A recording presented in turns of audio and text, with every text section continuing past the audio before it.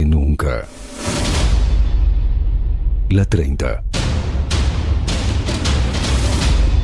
Radio Nacional puso la mañana de las radios bajo la lupa.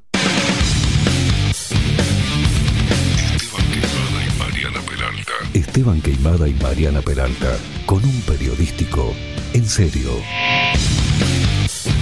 De lunes a viernes, de 7 a 10, bajo la lupa. Y agárrate fuerte. CX30, 1130 AM. WhatsApp bajo la lupa, 099-471-356.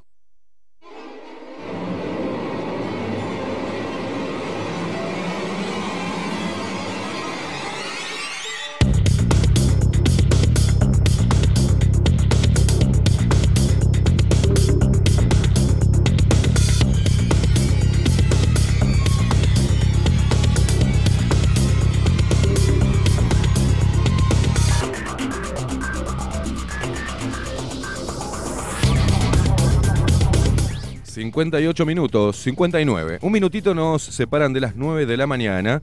Y en estas últimas semanas... hemos escuchado el nombre de Miguel Ángel Toma una y otra vez. No solamente en lo que fue el contrato de UPM... sino lo que son las cartas del Tribunal de Honor, los juicios de Roma. Y a lo último, parece que una estupidez vuelve a traer las cosas más importantes que se tienen que abordar desde el periodismo a la mesa, de vuelta. La estupidez de una foto y un viaje del señor Miguel Ángel Toma, con una muchacha, una contadora muy linda, muy joven, que ha recorrido todos los medios de prensa y se han centrado en eso, ¿no? En unos viajes con una chica contadora con una contratación directa. Hoy no nos va a importar nada de ese aspecto, si bien lo vamos a tocar, pero no es lo importante, lo medular. Vamos a estar metiéndonos en cómo se tejen los hilos del poder en Uruguay. Pero vamos a presentar formalmente la columna del señor Federico Leitch. ¿No? ¿No la vamos a presentar formalmente? ¿No te gusta? ¿Directo? ¿Estás seguro, Maxi? Está más ansioso Maxi que nosotros. ¿Está? Avíseme la próxima, ¿verdad? Vamos a presentar... ¿Vamos a los bifes? Buenos días. ¿Cómo le va, señor? ¿Cómo están todos? ¿Andan bien? Acérquese al micrófono, Leitch. Un poquito. Me acerco el micrófono a mí. ¿Cómo anda? Exactamente. ¿Cómo le va, caballero? Muy bien. ¿Usted? ¿Cómo bien, está? Viendo cómo se toca este tema muy superficialmente. Sí. ¿No? Y creo que es importante que el periodismo independiente empiece a echar un poquito de luz de cómo se tejen los hilos del poder. Así que yo le voy a dejar en este tiempo el micrófono libre para que usted exponga su laburo, que es un laburo que le llevó tiempo y que vamos a compartir ahora con la gente que está ahí del otro lado. Así que paren la oreja, compartan el programa, presten atención. Señor, el micrófono es totalmente suyo. Gracias, Gemma. Para empezar, decir que para este trabajo fue contactado Miguel Toma. Yo me comuniqué telefónicamente con él el día lunes 21 de septiembre. Tuvimos una breve charla telefónica en la que le dije que yo estaba elaborando un informe en carácter de denuncia sobre su actuación en los últimos años y que él mismo surgían varias irregularidades, por llamarlo de algún modo, que quería contrastar con él. Para mí es una obligación, siempre, desde el punto de vista periodístico, darle a la parte involucrada en una nota la posibilidad de rebatir la información y defenderse. Es una forma, digamos, de trabajo que considero importante a la hora de encarar un caso de cualquier tipo. Toma accedió a entrevistarse conmigo el día martes, en calidad de fuente y en absoluta reserva. Me dijo de juntarnos en su estudio y yo le propuse mi casa, para que tuviera más garantías. Quedamos en coordinar el mismo martes, pero nunca contestó el teléfono. Se ve que lo persuadieron de que algo podía salir mal, se ve que lo asustaron. Toma, que el lunes me preguntó tartamudeando ¿de dónde viene esto?, aludiendo obviamente a la información que tomó Luz sobre sus viajes y sus divertimentos personales con dineros públicos. Recibió de mi parte una respuesta que creo que fue lo que lo amedrentó. Le dije, no sé de dónde viene, pero se va a poner peor.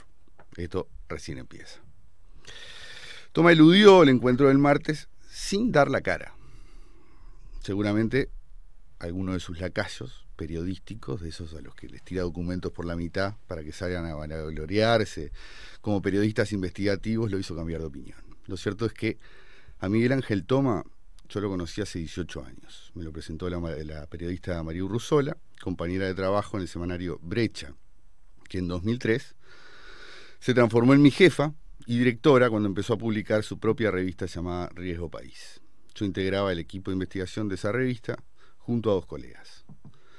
Toma era una fuente de reserva obligada y de extrema confianza. Por eso me pude comunicar con él 18 años después y por eso vaciló a la hora de darme una entrevista. Trabajé en varias ocasiones con su información, siempre veraz, siempre rigurosa, producto de un operador del Frente Amplio que trabajaba en una dependencia pública tratando de hundir a sus jerarcas, ministros, presidente, operando contra su propio gobierno. El trabajo periodístico es así, ¿no? Fuente y periodista tienen algunos objetivos comunes. Uno necesita que una determinada información se publique y otro necesita obtener noticias para satisfacer a sus lectores. En ocasiones las fuentes filtran una información que les interesa que salga a luz y para los medios es difícil resistirse a publicarla. Toma era una fuente reservada. Nunca jamás lo cité en las notas en las que trabajé con sus datos. Las fuentes actúan bajo una regla de reserva, ¿sí? No pueden ser identificadas. Es decir, no quieren que aparezca su nombre directamente en la información. En el caso de Toma, bueno, era una atribución de reserva obligada, digamos, ¿no? Actuaba bajo lo que se llama la regla del plagio, ¿no? Que se protege todavía más la privacidad y el anonimato del informante. De esa manera se cuida la fuente de información, se la utiliza sin comprometerla, permitiendo volver a utilizarla en otro caso. En el caso de Miguel Toma, un operador de filiación colorada, funcionario de carrera del Ministerio de Salud Pública, era fundamental cuidarla dada la cantidad de contactos y conocimientos que tenía dentro y fuera del ministerio, dentro y fuera del gobierno, dentro y fuera de su partido colorado, dentro y fuera del partido para el que trabajaba en las sombras, el Frente Amplio, dentro y fuera de la masonería, a la que no pertenecía, pero con la que se codeaba. Un hombre de dentro y de fuera al mismo tiempo, en el límite, un operador en las sombras del poder.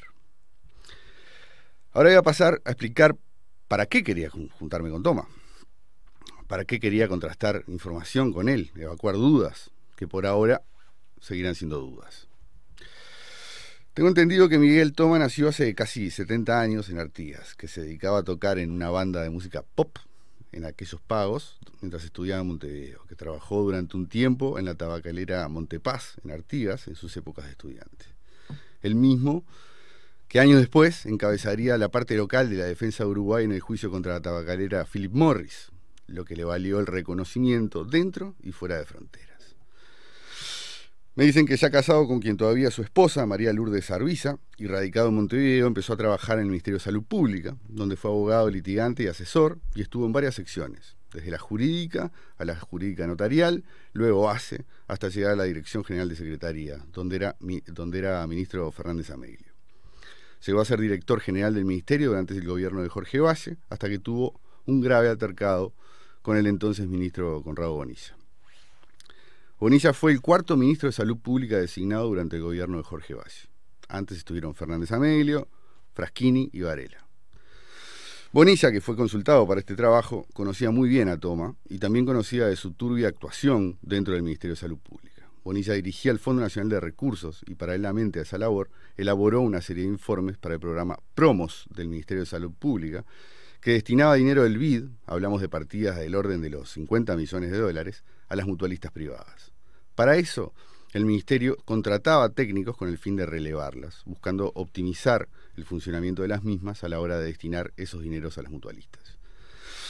De acuerdo al testimonio de Bonilla, Miguel Toma se dedicaba a filtrar desde el Ministerio de Salud Pública el contenido de estos informes a las sociedades privadas. Lo hacía a cambio de dinero y favores, asegura Bonilla. Y así lo hizo con la Asociación Española de su amigo íntimo Óscar Magurno, hombre del Foro Ballista. Filtró informes para favorecerlo a la hora de aspirar a los fondos del BID. Lo cierto es que este desliz de Toma, llamémoslo así, determinó que su alejamiento de la dirección de la Dirección General del Ministerio de Salud Pública apenas Bonilla asumió el cargo. Fue una condición relevar al hombre que sus 3 antecesores tuvieron como asesor de confianza. Lo que tenían era el enemigo adentro, dijo Bonilla. Siendo ministro, llegó a tener un violento intercambio con Toma en el año 2004, a puertas cerradas y a grabador prendido, en el que le pidió explicaciones por su accionar conspirativo en contra del Ministerio y del Gobierno. Algo de lo que este periodista, con Toma como fuente en aquel entonces, puede reafirmar en todos sus términos, y de lo que, por supuesto, me hubiese gustado hablar con él pasados tantos años. Fue un poco antes de ese periodo que, volviendo de una visita familiar en Artigas, Toma tuvo la desgracia de atropellar de atrás a un joven que venía en bicicleta. Llovía cántaros, dicen, venía demasiado rápido y no lo pudo eludir. Una fatalidad del destino. El fallo, en primera instancia, en la justicia civil determinó que Toma tuviera que hacer un pago de varios miles de dólares por lucro cesante. Un proceso dudoso, en el que, de acuerdo a una investigación publicada en el diario El País, estuvo muy presente el entonces subsecretario del Interior y hoy integrante de la JUTEP, Daniel Borrelli. Ayer, como ahora, Borrelli se dedicaba a proteger a Toma. El juicio quedó en plata, nunca derivó en la órbita penal. Algo más que raro, por cierto, de lo que también me quedé con ganas de hablar con Toma de primera mano. La información que tenemos al respecto por parte de Bajo la Lupa es que lo que se adujo en su momento es que el muchacho, el joven, llevaba un colchón arriba llevando arriba de su cabeza, y que el viento, en un día de temporal, lo movió hacia el centro de la calle. Lo que no se pudo constatar era, y que nunca supimos, era la velocidad que llevaba Miguel Ángel Toma, ¿tá?, como conductor, que eso hubiese sido parte según dicen, importante. Iba alto del piso. Iba a mucha velocidad. Pero todo quedó allí. Lo primero que hizo fue llamar y mover los hilos del poder, comentando lo que había dicho. Exacto, al Ministerio del Interior. No fue primero al Ministerio del Interior. Fue un hilo conductor que se empezaron a llamar entre todos para cubrir al señor. Bien. Lo cierto es que aunque Toma cultivaba el bajo perfil, lo cultiva, también conocía a mucha gente, justamente. Dentro del Partido Colorado llegó a ser hombre de confianza de Jorge Valle y a codearse con Julio María Sanguinetti. Se desenvolvía siempre con astucia y celeridad, conseguía documentos e información al más alto nivel, y hacía y devolvía favores a lo largo y ancho de la administración pública, y también fuera de ella. A las pocas semanas de asumir la presidencia, en marzo de 2005, Tabaré Vázquez puso a Miguel Toma en un cargo estratégico para cualquier operador de esa naturaleza. Director de la Oficina Nacional del Servicio Civil, cargo en el que se desempeñó hasta marzo de 2008. Un órgano que funciona en el edificio de presidencia, que asesora a la administración central, entes autónomos y servicios descentralizados en el diagnóstico, aplicación y evaluación de políticas de administración, organización y funcionamiento de sus dependencias. Establece normas, incide sobre políticas retributivas, recaba información de todos los organismos, realiza los estudios, investigaciones y auditorías sobre los temas que le requieren los poderes legislativo, ejecutivo y judicial, los entes autónomos, los servicios descentralizados y los gobiernos departamentales. Todo un premio, un pequeño centro de poder desde el que Toma siguió dedicándose obsecuentemente a satisfacer las demandas del presidente Tabaré Vázquez. Para el año 2008, y con los deberes bien hechos, Toma asumió como secretario de la presidencia de Vázquez, sustituyendo a un peso pesado, ni más ni menos que a Gonzalo Fernández. Difícilmente logremos discernir el motivo de esa designación, y nos quedaremos con las ganas de preguntarle al propio Toma sobre eso, aunque sí podemos brindar algunos indicios. Para eso tenemos que ir algunos años atrás, a 1995, cuando en su calidad de abogado, instructor y director del Departamento de Asuntos Legales del Ministerio de Salud Pública, a Toma le tocó, junto a Feliciano Movesín, instruir la investigación ordenada por el ministro Alfredo Solari para determinar si el expresidente había incurrido en conjunción de interés público-privado al recomendar al Instituto Nacional de Oncología, en su calidad de jefe de radioterapia, la compra de servicios médicos por un valor de $17.000 a la empresa Nucleamed, cuyo representante en Uruguay era, en ese momento, su hijo, Javier Vázquez. El fallo fue categórico. Cito: el presidente del Encuentro Progresista, Tabaré Vázquez, no incurrió en ningún ilícito o irregularidad administrativa cuando en septiembre de 1995 el Instituto Nacional de Oncología compró equipamiento en una empresa propiedad de su hijo. Dice textualmente el texto, aunque agregando que sí existió una falla en el servicio, pero que ésta era atribuible a un error de apreciación de la realidad jurídica por parte del Instituto Nacional de Oncología y por la cual no era responsable ningún funcionario. En el mismo fallo se expresaba que si bien no se cumplieron los controles previstos en el TOCAF, se tomó como premisa fundamental un decreto que establecía que en función de la definición jurídica de investigación administrativa, los asesores jurídicos del Ministerio de Salud Pública señalaron que no era su tarea y excedía sus cometidos emitir opiniones sobre aspectos éticos a la conducta de los investigados. Primer gran favor para Vázquez, ¿no? Finalmente, obviamente, el informe recomendó clausurar y archivar la investigación. 12 semanas después, en una conferencia en la sede del Encuentro Progresista, Vázquez elogió la labor de los abogados que instruyeron el sumario en el Ministerio de Salud Pública, quienes, cito, honrando la función pública, actuaron con total independencia y honradez. Honrosa redundancia de Vázquez Rosas. Pero hay otros antecedentes de favores a Vázquez. Como director de la Secretaría General del Ministerio de Salud Pública, Tomás fue quien asesoró y preparó las resoluciones de clausura de varias clínicas de radioterapia en 2001. El experto de la Organización Panamericana de la Salud, Ramón Baeza, elaboró entonces un informe sobre los centros clínicos en los que se trataba a los enfermos de cáncer, recomendándole al Ministerio de Salud Pública el relevamiento de los mismos. De las 12 clínicas relevadas, solamente la de los hermanos Leborne y la del Pereira Rosell estaban en condiciones técnicamente aceptables de llevar adelante su labor. Los otros 10 centros, entre ellos el Consultorio de Oncología y Radioterapia, conocido como COR, propiedad de Tabaré Vázquez, no contaban con la infraestructura necesaria para el tratamiento clínico. Según el informe de la Organización Panamericana de Salud, el COR y otras 19 clínicas habían irradiado a pacientes durante años sin tener las condiciones apropiadas para ello. El COR estaba en la lista de clausura del Ministerio de Salud Pública y las 3 personas que sabían que eso iba a pasar eran el ministro Fraschini, el director de Salud Eduardo Tuyá y Miguel Toma, quien, por supuesto, asesoró jurídicamente al ministro en todo el proceso. Horas antes de que se dispusiera la clausura, llegó una resolución que permitió que COR siguiera funcionando con sus equipos obsoletos. A pesar de ofrecer condiciones de servicio tan irregulares como las demás, la clínica de Tabaré Vázquez siguió funcionando. En una comisión de salud de la Cámara de Diputados, el entonces director nacional de tecnología nuclear de INATEN, Daniel Turcati, dijo que la inclusión de COR en la lista de clínicas irregulares era un error desde el punto de vista administrativo, debido a que ese centro ya había resuelto sus problemas. Otra vez ganó Toma, jopeando jurídicamente a favor de Vázquez y moviendo sus influencias en el poder.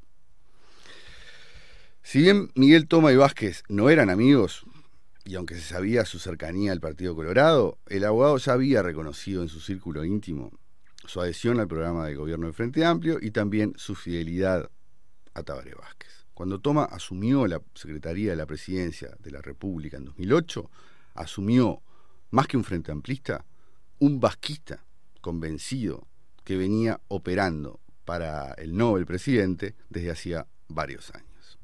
Junto con Toma, al círculo de confianza del presidente se fueron sumando otros hermanos masones que en los años posteriores veríamos ascender, intercambiarse en puestos de relevancia, en fin, operar al más alto nivel. Me refiero a Jorge Díaz, Daniel Borrelli, Alberto Scavarelli y hasta la inefable Glenda Rondán, que forma parte de una logia masónica femenina. Figuritas que siempre fueron premiadas y para las que se crearon incluso, en algunos casos, cargos confeccionados a medida, como en el caso de Rondán o en el caso del fiscal Díaz. Curiosamente, entre 2005 y 2010, una llamativa cantidad de militares pidieron ingreso a la masonería para lograr mejores promociones. Esta idea fue alentada luego de que varios coroneles masones ascendieran a generales y de que generales masones fueran puestos por Vázquez al frente de la aviación, la marina y en su momento del ejército. En ese periodo de Vázquez, de los 12 ascensos a generales que se hicieron, 10 recayeron sobre oficiales masones. Uno de los 2 comandantes en jefe del ejército nombrados por el gobierno frente amplista era masón, y el 80% de las promociones al generalato en el primer gobierno de Vázquez recayeron sobre coroneles integrantes de la fraternidad. En tanto, el porcentaje de las promociones a teniente general del ejército fue de un 50%. La consecuencia natural de las decisiones tomadas por el mando superior se vio reflejada en la conformación de la cúpula militar. De los 15 generales del ejército, más de 2/3 eran masones. Además de hermanos y camaradas masones, el gobierno de Tabaré Vázquez trajo consigo el revisionismo y la negación del pacto del Club Naval.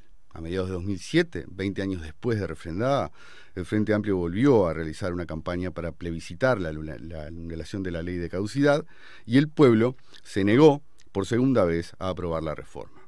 No obstante, el Frente Amplio, utilizando el artículo 4 de la ley y sirviéndose del Poder Ejecutivo, el Poder Legislativo y el Poder Judicial como herramientas propias, procesó a decenas de militares, muchos de ellos sin pruebas o con pruebas y testimonios falsos, insustanciales desde el punto de vista del derecho y las garantías que otorga el debido proceso. Y en este trabajo, Toma también tuvo su cuota aparte. Pero de eso no había mucho para preguntarle a Toma, ya que el abogado contratado por el Estado uruguayo para los juicios del denominado Plan Cóndor en Roma, Fabio María Galiani, se encargó de dejarlo meridianamente claro hace algo más de un año. Después que un tribunal popular italiano los absolviera por no haber cometido el hecho, la justicia italiana condenó en julio de 2019 en rebeldía y a cadena perpetua, lo que no existe ni tiene explicación en nuestro orden jurídico, a 24 jerarcas y militares latinoamericanos acusados de la desaparición de italianos en el denominado Plan Cóndor. Entre los condenados hay 14 militares uruguayos, incluido Jorge Trócoli, el único que se presentó en el proceso, ya que residía en Italia desde que escapara de la justicia en 2007. A raíz del juicio, surgió una polémica entre el abogado italiano y el secretario de la Presidencia, Miguel Toma. En una misiva que el propio Galiani le envió al secretario general de la OEA, Luis Almagro, luego de conocerse el fallo, el abogado afirmó que Toma estaba actuando en conjunto con algunos de los héroes de los derechos humanos, así los denominó en una extensa nota publicada por un medio argentino e ignorada olímpicamente por la prensa grande uruguaya, aduciendo que el tema de derechos humanos estaba siendo manejado localmente por un pequeño círculo de personas que controlan los medios de comunicación y la justicia. Lo cierto es que cuando el año pasado me comuniqué con Galiani, el 10 de agosto, ningún periodista lo había llamado ni para decirle buenos días. Entonces Galiani acusó a Mirta Guiance de impedir que convocara militares a comparecer como testigos, por lo que la defensa tuvo que renunciar a los militares que había propuesto como testigos. Algo que llamó poderosamente la atención del presidente de la Corte italiana, que le preguntó a Galiani, ¿qué tipo de juicio contra una dictadura no llama a militares como testigos? También denunció Galiani que entre los miles de documentos que le fueron entregados para su presentación ante la Corte, faltaba solamente una página en el legajo de Trócoli, justito, la página que probaba que Carlos Guiance, pariente de Mirta Guiance, interrogaba junto con Trócoli. Lo que queda claro es que Miguel Toma viajó miles de kilómetros en varias oportunidades solamente para ocultar y tergiversar información. Según Galiani, cito, Guiance pidió la intervención de Toma cuando entendió que sus ataques y mentiras no lo detendrían en su búsqueda de la verdad y la justicia. Que fue justamente lo que faltó a lo largo de toda esa instancia, ya que con la absoluta falta de pruebas fueron condenados militares y policías por el supuesto asesinato de 28 terroristas de la banda armada PVP, tal como lo concluyeron un tribunal de ciudadanos italianos y los 2 tribunales de honor.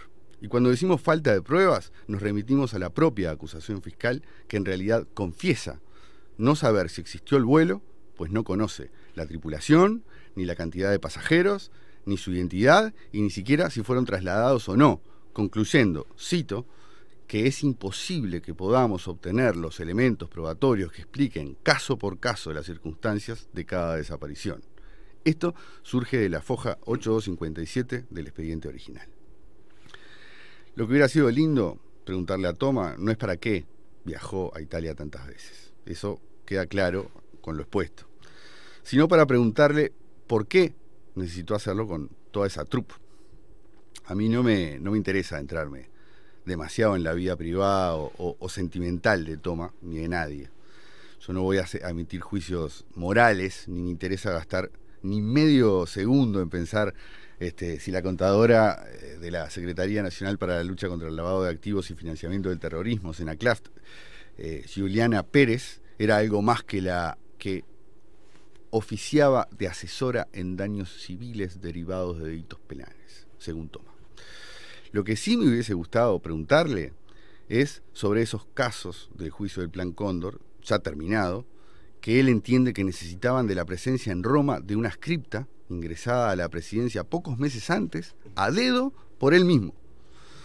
La duda es para qué necesitaba los servicios de una contadora en un asunto aparentemente zanjado, del que no había absolutamente nada patrimonial en cuestión, ni vinculado al lavado de activos. O sea, ¿para qué la llevó? Ahí está la pelotita, no está en el Estadio Olímpico de Roma. Ni tampoco en qué hotel se hospedaron, ¿no? Exacto. Cierto es que Toma también viajó a Washington con esta contadora, por el juicio que Uruguay le ganó a Aratiri. Y voy a utilizar las palabras del diputado Eduardo Lust. Lo ganó porque Uruguay se declaró incompetente. ¿Para qué, entonces, los incompetentes servicios de Juliana Pérez en Estados Unidos? Me pregunto también si los necesitó para diseñar el esquema de negocios con una papelera finlandesa, UPM, esquema jurídico que llevó a cabo él mismo, junto al prosecretario de la Presidencia, Juan Andrés Roballo, y al director de la Oficina de Planeamiento y Presupuesto, Álvaro García. Esos fueron los tres hombres designados por Vázquez al frente de la negociación. Si bien, en un principio, algunos de los participantes de esas reuniones no entendieron a qué se debía el protagonismo de Toma en esas reuniones, empezaron a comprenderlo cuando desde la dirección jurídica de la Presidencia y el estudio Ferrés, sin informes de otras dependencias ministeriales y sin la participación de más nadie que su conciencia, como bien señaló el diputado Lust, acá mismo, el contrato tuvo cambios sin autorización de Presidencia. Se introdujeron cambios que modificaron las cifras del acuerdo a interpretaciones caprichosas, como las de Roma. Pero en este caso le agregaron varios ceros al pago de un canon que los uruguayos deberemos pagar durante décadas por un contrato espurio de puño y letra de Miguel Ángel Toma. Esto, yo me pregunto, ¿habrá significado algún beneficio personal para Toma? ¿Tendrá que ver esto con que el Nissan Máxima, ese de $43.000 con el que anda, que no está disponible en la nómina de vehículos que Nissan, que la marca ofrece acá en Uruguay, en el mercado? O sea, que se lo hizo traer, ¿sí? Y que Toma se mandó traer para poder ir pasear y desplazarse de Montevideo a Punta del Este a su casa ahí con piscina, me dicen, en Boulevard Park, en Maldonado. ¿Esto habrá sido producto de algún favorcito que hizo a UPM? ¿Quién sabe? Yo me quedé con ganas de preguntarle. Y también me hubiese gustado preguntarle a Toma por un oportuno decreto, ¿no?, del día 23 de diciembre de 2019 que prorroga la obligación de presentar recibos de gastos de misiones oficiales a enero 2021, modificando la ley 19.771. Y preguntarle esto, teniendo en cuenta que el 23 de diciembre de 2019, Borrelli, su ángel de la Guardia Masón, ya tenía en su poder, encajonado, en la oficina de la Junta de Transparencia, la denuncia anónima que involucraba a Toma. Sí, un 2019 muy activo para Toma, porque también él teniendo el poder, esos poderes extraordinarios al fiscal, como fiscal de gobierno, el decreto que permitió al doctor Toma avalar la compra de, por ejemplo, el avión presidencial y el archivo del juicio al señor Paco Casal, ¿no? Exacto. Porque si vamos a los hilos del poder y Exacto. ver cómo hizo para comprarse, por ejemplo, el auto, es muy fácil de deducir, ¿no? Sí, lindo hubiera sido preguntarle todo eso a Toma.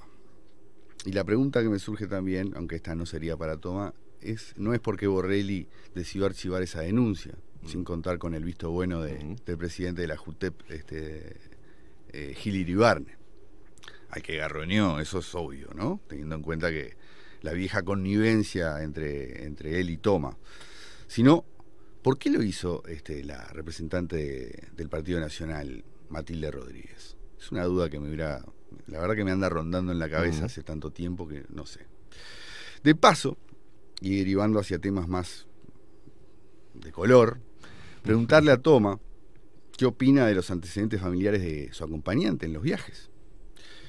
Concretamente, qué opinión le merece el hecho de que el padre de la señorita, según versiones de prensa, íntimo amigo de Toma, resultara procesado por trata de blancas en 2012, durante el gobierno de José Mujica, justo cuando Toma era fiscal de gobierno y quedó en medio de esta polémica por el archivo de la investigación en torno a Francisco Casal ante la Dirección General Impositiva. Recordemos que en ese caso eso determinó pérdidas millonarias para el Estado uruguayo, es decir, para usted, para mí, ya que la presidencia de la República de Pepe clausuró el caso de Paco por un dictamen no vinculante de Borrelli y por otro de Toma, que decía que Casal no había defraudado al fisco, pero debía impuestos. Esa decisión se dio ante la oposición de Aníbal Astori, de Fernando Lorenzo y el titular de la DGI, que era Pablo Ferreri. El informe de los fiscales fue el argumento que utilizó el presidente Mujica para tomar su decisión y así dejar de lado la opinión del equipo económico y dejarle allanarle, limpiarle el terreno, le pasó la escobita a Paco Casal. Otro tema que hubiera sido interesante hablar con Toma, de haber aceptado una reunión, claro, informal, sin grabadores y en absoluta reserva, sería el de la denuncia que recibimos de una exfuncionaria de presidencia, de la que surgen varios elementos para investigar, vinculados al manejo de los dineros de los denominados fondos confidenciales de la Secretaría de Inteligencia de Estado. Entonces, una dependencia del Poder Ejecutivo creada por el Frente Amplio para centralizar los trabajos de los órganos de inteligencia y contrainteligencia de los Ministerios de Defensa Nacional, Interior, Economía y de la Cancillería. Su principal misión es producir inteligencia para asesorar a la presidencia en la toma de decisiones estratégicas de gobierno. Una caja que podríamos llamar una caja B, donde no hay nada registral ni documental, ya que es de un servicio de inteligencia. ¿Ah? No sabemos qué cantidad hay y cómo se discrimina y cuánto nada, no sabemos absolutamente nada. Sus operaciones son secretas, encubiertas, claro. Así estamos hablando de inteligencia. De acuerdo a lo que informa esta fuente, dicha cuenta de la Secretaría de Inteligencia de Estado tiene la característica de que solo se rinden las cantidades de dinero de los retiros, ¿sí? No hay contenido, ni detalle, ni rubro de los gastos. ¿Me vas a decir que Toma tenía acceso a esa caja? Ya me preparo otro café. Salvo un control interno, que es secreto, absolutamente confidencial. Y esto se hace para que la plata no sea rastreable.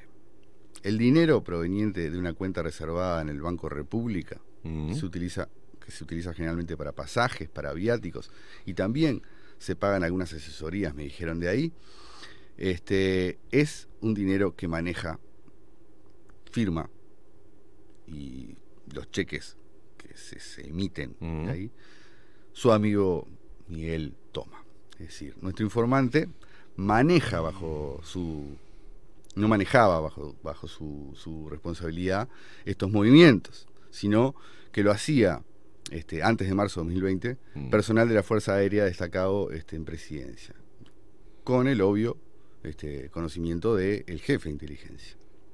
Y aunque se desconocen los montos, ¿sí?, la fuente señala a Miguel Toma retirando dinero de esos fondos, ¿sí?, y haciéndolo siempre coincidentemente antes de sus viajes.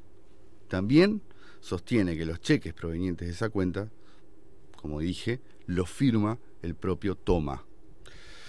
De acuerdo a estas fuentes, Toma hacía uso de esa cuenta a piacere, ¿sí?, firmaba los cheques y utilizaba el dinero en forma cruzada. Es decir, En lo que publica Presidencia constan que los pasajes se pagan con los rubros de representación, rindiendo cuenta con los tickets, ¿sí?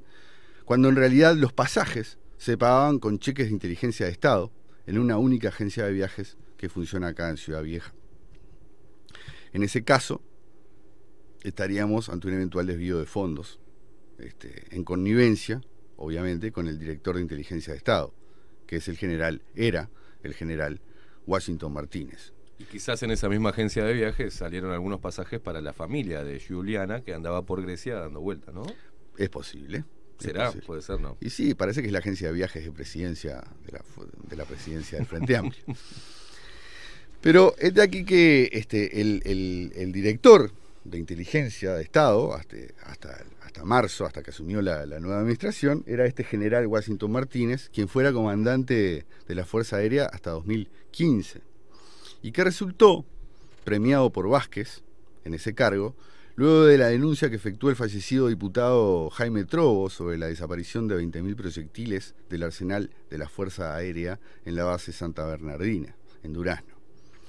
$500.000 en balas se le fueron por la puerta de Santa Bernardina. Hablamos de proyectiles para ametralladoras, por los que terminó procesado un coronel, que era el encargado de la base. Pero fue simplemente por una cuestión de jerarquía. En la cadena de jerarquía quedó fuera el entonces comandante Martínez, que era el último responsable de la Fuerza Aérea y quien debería haber pagado los platos rotos. Podemos estimar que este premio que le da Vázquez a Martínez estaba más bien relacionado con el vínculo sentimental que tenía el entonces general Martínez con la actual senadora del Partido Comunista y candidata a la Intendencia de Montevideo, Carolina Cose. De todo eso podríamos haber charlado con Toma. Muy interesante en este tiempo, ¿no? Sí, ya lo creo. De todo eso podríamos haber charlado con Toma, y también, si nos hubiera dado el tiempo, de cuando en febrero del año pasado el entonces ministro de Defensa, Jorge Menéndez, reunió los documentos sobre la actuación del Tribunal de Honor Militar que se formó para juzgar a José Nino Gavazo, y le pidió una audiencia de la reunión con Menéndez, acompañado de abogados, los abogados Alfredo Maeso y Josefina Nogueira, de lo que entonces le comentó sobre la confesión de Gavazo y sobre la sugerencia de presentar una denuncia penal, de la posterior reacción de Vázquez, pidiéndole la renuncia al ministro de Defensa, que se concretó 10 días antes de su muerte, y también pidiéndole la renuncia al subsecretario Daniel Montiel, además de la decisión de destituir a 6 generales, entre ellos a quien había sido designado como comandante en jefe del ejército, José González. Y también podríamos haber conversado largamente sobre los motivos por los que Toma siguió en el cargo. Quienes conocen directamente a Toma y han estado muy cercano a él, a su gestión, hablan de que es imposible que Miguel Ángel Toma se le haya pasado ni un detalle de un documento firmado por él o dado a firmar, porque ha sido a nivel documental, firma, gestión y jurídica algo casi imposible de rastrear, ¿no? Un gran estratega en cuanto a lo que es cubrirse de cualquier problema, pero en lo que hace es un experto. Es imposible que haya tenido Miguel Ángel Toma un error de lectura o una omisión de lectura o desconocer el contenido de algo que firmó y que hizo firmar. A estos nenes no se les escapa nada, ¿no? Es decir, es muy raro, es muy raro. De hecho, ayer Manini salió, tengo entendido, pidiendo que a Toma se lo cite a la justicia para que hable, ¿no? Teóricamente va a ser citado por otro tema. Los 3 que firmaron ese complemento del contrato UPM, fue acá Eduardo Luz, lo anunció acá Bajo la Lupa, fuimos el único, no salió en ningún lado, ¿no? No salió, pero no replicaron lo que salió de acá, pero sí va a ser, tendrían que ser citados van a ser citados, vamos a ver si se presentan o no. Ese es el tema, tendrían que también presentarse. Habría que hacer como un tribunal, lo que pasa, para preguntarle a Toma de todo este tipo porque son tantas las actividades y las áreas en las que está involucrado que evidentemente tendría que haber un tribunal entero de distintas áreas que le pregunte, porque el tipo está metido en todo. Lo que pasa es eso, que ha tejido también los hilos del poder, que jurídica, si vas a fiscalía, tiene... Sí, anda a buscar los papelitos, porque ahora te voy a seguir contando. Es un gran destructor de papelitos. Porque si nosotros hubiéramos hablado de todo este tema militar y todo este tema de Gabazo, eso, por ejemplo, en la charla hubiera derivado inevitablemente en los estrechos vínculos de su protegido y admirado Tabaré Vázquez con la última dictadura militar, de quienes lo señalan escondiendo expedientes que prueban los favores y las ventajas que recibió para comprar equipos médicos durante el gobierno de facto de Gregorio Álvarez. Documentos que el periodista Álvaro Alfonso sacó a luz en su libro Los civiles también juegan, y que, de acuerdo al autor del trabajo, Toma fue uno de los que se dedicó a esconder celosamente a la prensa y los políticos opositores a Vázquez, aunque el propio Alfonso pudo evadir el cerco y sacar a luz algunos documentos, como lo hicieron también quienes publicaron los telegramas de salutación del propio Vázquez a Gregorio Álvarez con motivo de su designación como flamante dictador de la República. Habría que preguntarle también sobre los casos en los que Toma estuvo involucrado, siempre en las sombras, y ver si tienen relación con los negocios que siguieron beneficiando al entorno de Vázquez, y en especial a sus hijos, en la Asociación Española. Me refiero a Álvaro Vázquez, que dirige el Centro de Diagnóstico y Tratamiento Mamario de esa sociedad, a Juan Salgado, hijo del asesor del expresidente, el presidente de CUTSA, que es el tesorero, y a su propio hijo, Álvaro Toma, que es asesor jurídico de una sociedad que él bien conoce. ¡Qué tridente, por favor! Desde que tenía su amistad con el finado Magurno, ¿no? Dicen, yo eso no lo pude constatar, que el servicio de emergencia móvil de la Española, estos tres hijos conforman una sociedad que es digamos, sí. el negocio de los nenes. Habrán ¿sí? puesto algún testaferro Exacto. para derivar la cosa, claro. Habría que preguntarle, ya que está tan allegado a la familia, si el otro hijo de Vázquez, Javier Vázquez, efectivamente tenía esas sociedades offshore, en paraísos fiscales, según la investigación de los Panama Papers. Habría que preguntarle por el contador Eduardo Gómez Cannon, cuando lo denunció, alegando que había quedado con un negocio, se había quedado con un negocio de él. En el caso Odebrecht, que en Brasil, uno de los que fue indagado, dijo que se reunió con alguien de civil acá que allá le dicen en el mismo cargo que estaba Toma, que se había reunido, no nombró, no sale la información de el nombre de la persona, con la que se reunió acá.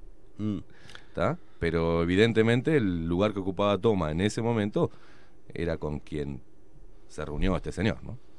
Exacto, seguramente tuvo que ver con eso.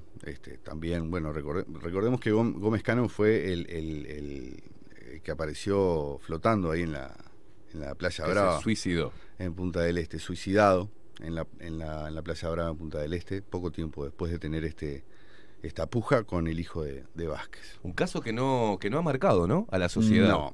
No marcó tanto como otros casos. Como otros que vinieron después. Eso Teníamos... quedó recién asumido Vázquez, eso pasó. Ya está. Estaría bueno preguntarle si sabe algo y tuvo algo que ver en la redacción de la Ley de Inclusión Financiera, de la que se benefició Vázquez Jr. a través de los post, de la adjudicación sin licitación de un negocio de $130 millones para cambiar el software del Banco República, del que Junior también se benefició, de los audios que llevaron a la renuncia del expresidente de la Asociación Uruguaya de Fútbol, Wilmar Valdés, cuando afirmó que el Ministerio del Interior y el gobierno lo presionaron para contratar sin licitación al sistema de cámaras de la empresa que Junior tenía al triple del precio que correspondía. Todo eso sería bueno preguntarle, y también teniendo en cuenta esta cercanía con la familia, preguntarle por hechos que derivan en casos más oscuros aún, ¿no? Que se vinculan con la participación también del hermano del presidente, Jorge Vázquez, ¿no? Y el entonces juez penal, Jorge Díaz, su hermano amigo de la masonería o hermano cercano, en el caso de Saúl Feldman, ¿no? Que eso fue en noviembre de 2009, cuando Tomás ya estaba ahí en la Prosecretaría de Presidencia. Esta actuación la podemos resumir en el testimonio de uno de los testigos, Silvio Román, que declaró ante Díaz la existencia de un grupo que trabajaba para el gobierno del Frente Amplio como encubierto. Recordemos que según el testimonio de Román, ese grupo funcionaba para la presidencia de la República, un grupo armado, y era dirigido por Jorge Vázquez. Hubiese sido más que provechoso preguntarle a Tomás sobre la procedencia y el destino de las armas de Feldman, por ejemplo, también, que desaparecieron. Las ganas de charlar con Tomás nos llevarían de paseo por las peores turbiedades y personajes que aparecieron en estos 15 años de gobierno del Frente Amplio. Hay muchas preguntas para hacerle a este monje gris, como lo llaman algunos, más allá de que el caso que ahora lo toca tan de cerca y pone tanta mierdita sobre la mesa, ¿no?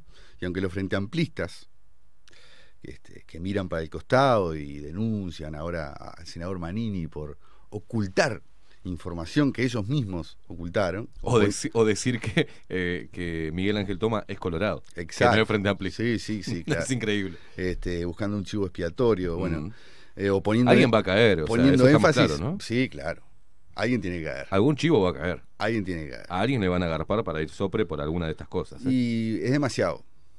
Como ¿no? se ha hecho a lo largo de la historia. Es demasiado. Veremos qué resulta de la investigación que el presidente Luis Lacalle encomendó ahora, interna, esa auditoría, para determinar cuáles fueron los movimientos de plata, si es que logra determinarlo. Yo creo que eso tiene que estar absolutamente recontra tapado, y Toma siempre ha actuado de la misma manera, es decir... ¿Cómo va a ser el fiscal Jorge Díaz para actuar de oficio para no interferir en archivo o no? Porque le debe su carrera... Yo cuando hablo de Díaz, hablo de Toma, hablo de Borrelli, hablo de Gonzalo Fernández, hablo de una misma y única persona, hablo de Tabaré Vázquez manejando títeres. Por lo tanto, es decir, no creo que resulte nada. Vamos a entendernos. Acá lo que hay es una mafia, que está, cuya cabeza es el presidente de la República, y que funciona y opera bajo la égida del presidente de la República. Entonces, es muy difícil que mientras la justicia y la fiscalía estén contaminadas al grado que están hoy, otorguen garantías para usted y para mí y para cualquier hombre de a pie de que quien sea y quien le tenga ganas dentro del Frente Amplio no se la dé. Y por supuesto determina que las garantías de impunidad para cualquier mafioso frente amplista, compañero de ruta de estos señores, siga olímpicamente haciendo sus chanchullos o tranquilo durmiendo en su casita en Punta del Este. Lo que sea, capaz que paga el plato algún gil. Sí, siempre cae un gil. Y como Sendik. Siempre cae, ¿sí? Siempre cae. Vas a terminar en cana no procesado, y se te cagó la carrera política por un short, por un colchón de divino. ¿Sí? Entonces, yo creo que aunque los frente amplistas sigan haciéndose las nutrias, mirando para el costado, denunciando, buscando chivos expiatorios, buscando... Generando cortinas de humo. Sí, preocupándose de que si la calle se compró un terreno en La Paloma, ¿sí?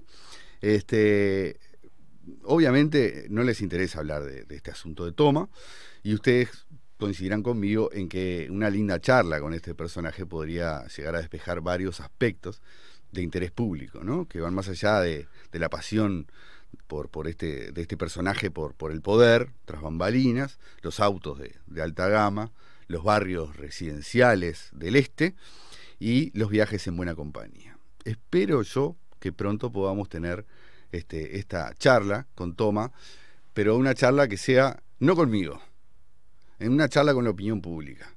Que Toma se anime por lo pronto, si no termina declarando en un juzgado, ¿sí? Si no termina procesado por la justicia por todas estas irregularidades, por lo menos que tenga la entereza de dar la cara y acudir a un periodístico, y que el periodista que lo vaya a entrevistar tenga la entereza de hacer bien su trabajo, claro, y de preguntarle lo que le tiene que preguntar. Y no si Juliana Pérez tenía las tetas hechas o no. ¿Tá? Acá nos estamos desviando la atención de lo realmente importante. Eso es un tema que es bueno destacarlo, porque lo que está sucediendo acá... Y todos los caminos, Fede, todos los caminos llevan a Roma, todos los caminos llevan a Vázquez. No, todos los caminos, claro, todo el accionar de Toma a lo largo de su carrera en el poder, llevan a Tabaré Vázquez. ¿Por qué llevan a Tabaré Vázquez? Porque, claro, cuando vos salvás no solamente la carrera política de alguien que después termina siendo presidente, sino que también lo salvás de una batahola de juicios por mala praxis, ¿no? Multimillonaria, que no sabía de dónde la iba a terminar pagando Tabaré Vázquez, y que aparte lo salvás de ir en cana, ni más ni menos que le debes la vida, ¿no? Sí, sí. Y ahí se ha movido Miguel Ángel Toma como pez en el agua dentro del poder. Forjó su carrera, digamos, ¿no? Hay que ver también la actuación que eso hay que investigarlo también más en profundidad, la actuación de Toma como fiscal durante el periodo de José Mujica, en el que además de los temas que señalamos con Paco Casal, el affair de Paco y Pepe, también podemos señalar varios aspectos que ocurrieron turbios, muchos aspectos turbios, y que se construyeron, ¿sí? Porque acá lo que hay es como una especie de ingeniero en la presidencia que concibe jurídicamente proyectos, ¿sí? Proyectos que van a contrapelo de la justicia, de la Constitución de la República y de todo del derecho penal, del derecho administrativo, ¿sí? Construye, él crea tan inteligentemente que tiene, ¿no? Lo que pasa, como hablabas vos al inicio, Fede, de saber qué es lo que tiene que filtrar para desviar. Eso le costó la carrera a un periodista, ¿no? De diario El Observador en su momento, cuando Toma, para cubrir el viernes anterior, o sea, el lunes tenía que presentar toda la documentación de todos los nombres de las clínicas que debía firmar en ese entonces el ministro de Salud, ¿tá? Fraschini tenía que firmarla, no estaba la de Cort, porque ya había salido durante el fin de semana como una primicia que se iba a clausurar la clínica Cort perteneciente a Tabaré Vázquez. Ahí va. Entonces hace la cortina de humo por ahí y la juega por acá. Por eso a todos los colegas tener cuidado con la información que le tiran, ¿no? Gran operador, pero sí hay aparte de ser fuente, ¿no? Saber qué mostrar. Fuente, te tira un documento, ya sabemos. Yo es como un caramelo no voy a armar hipótesis, pero hay documentos actas que han salido hace poco que yo puedo suponer más o menos vienen por ahí. ¿Sí? Es decir, y entonces te dan la información parcializada, ¿no? Porque claro, te dan de pronto, bueno, no, me faltan 17 páginas, es lo que hay. Exacto. ¿No? Es decir, estos operadores son... Algunos operadores periodísticos conscientes y otros inocentes, ¿no? Que dicen, bueno, yo tiro esto, ¿no? Inocentes no hay acá. Hay algunos que... no hay inocentes. No hay en inocentes. La carrera de... Bueno, vimos una... Inocentes no hay. Es como le dije al principio, el periodismo funciona... Yo quiero creer que hay gente que es media boluda en vez de operadora. Déjame creer eso, ¿no? Porque si no estamos hablando de una operación casi... no se salva ninguno. Estamos hablando de Ruggiero y Madrid, que sacaron lo de los tickets de los viajes. ¿Quién se los dio? Por eso sacaron de los tickets de los viajes. Y están con eso.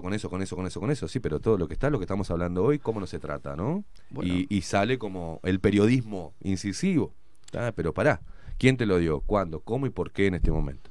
El tema es, justamente... Yo quiero creer que le llevaron a las chicas eso y... Nos quedamos generalmente, el periodismo uruguayo carece de capacidad de memoria, no puede asimilar, o sea, la cuestión de causa-efecto no la desconoce por completo, ¿no? Claro. Entonces, muchas veces se toman cosas que suceden como aisladas, sin tener la capacidad de poder asimilar algo que pasó hace 3 meses, 4 años, 10, ¿no?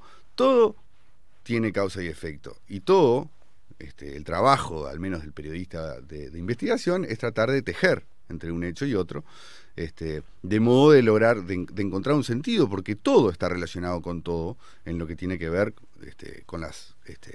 con estos tejidos con el del poder, ¿no? y con... Poder. Exacto. Entonces, en general, siempre nos quedamos en la nota de color, en si preguntaban ayer en las redes, yo quiero saber en qué hotel se hospedó. ¿Es relevante?